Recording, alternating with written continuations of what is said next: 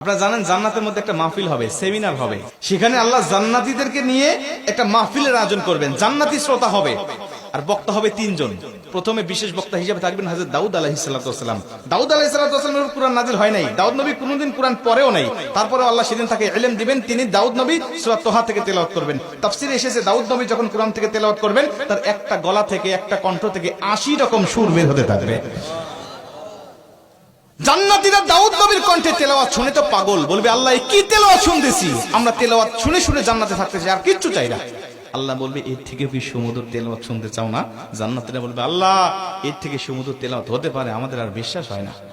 আল্লাহ বলবে কেন বিশ্বাস হয় না? দাউদ নবীর উপরে কোরআন নাজিল হয় নাই, দাউদ নবী কোরআনের জন্য মার খায় নাই। যে নবীর উপরে কোরআন নাজিল করেছি, যে নবী কোরআনের জন্য মার খেয়েছে, দাঁত শহীদ করেছে, মাথার হেলমেট ভেঙেছে, উহুদের প্রান্তরে রক্তক্ষরণ করেছে, ওই নবীর কণ্ঠ থেকে কোরআনের তেলাওয়াত শোনো কেমন সুমধুর শোনা যায়। আমার নবী যখন সূরা ইয়াসিন থেকে তেলাওয়াত করবেন জান্নাতীরা তো পাগল হয়ে যাবে, বলবে আল্লাহ কোনো হুর চাই না, কোনো গেলমান চাই না, কোনো নাজ নিয়ামত, কোনো শরাব, কোনো ঝর্ণা, কোনো কিচ্ছু চাই না। আল্লাহ শুধু নবীর কণ্ঠে তেলাওয়াত শুনে জান্নাতে হাজার হাজার বছর আমরা কাটিয়ে দিতে চাই। আল্লাহ বলবে জান্নাতি এর থেকেও কি সুমধুর তেলাওয়াত তোমরা শুনতে চাও না? জান্নাতীরা বলবে আল্লাহ এর থেকে সুমধুর তেলাওয়াত হতে পারে, এটা আমাদের আর বিশ্বাসই হয় না। জান্নাতীরা কেন বিশ্বাস হবে না বলো? আমার নবীকে কণ্ঠ দিয়েছি আমি আল্লাহ নিজে, আমার দাউদকে কণ্ঠ দিয়েছি আমি আল্লাহ নিজে, কিন্তু আমার গলায় কত কণ্ঠ রেখে দিয়েছি জানো না? আমি আল্লাহ নিজের কণ্ঠকে ওজার করে এখন তোমাদেরকে সূরা রহমান থেকে তেলাওয়াত করে শোনাতে চাই।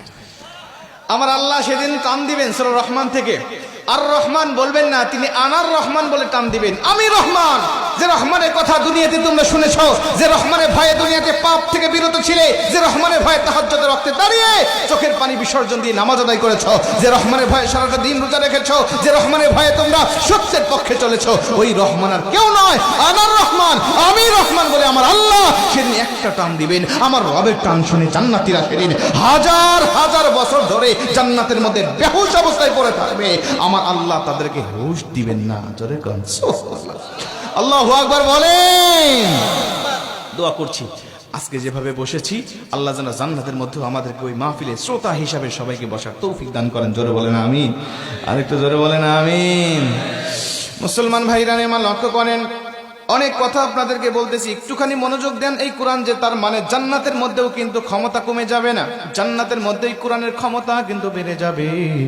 নবীজির জামানায় কোরআনুল কারীমের ক্ষমতা যেমন ছিল, নবীজির হাত থেকে, নবীজির জবান থেকে যখন মানুষেরা কোরআন শুনতো, আমার নবীজির সুমধুর কণ্ঠের কোরআনের তেলাওয়াত শুনে শুনে হাজার হাজার মানুষেরা কালেমা পড়ে মুসলমান হতো।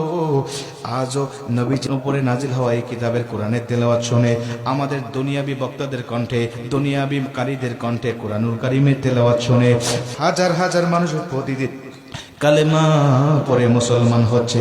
জোরে কোন সুবহানাল্লাহ।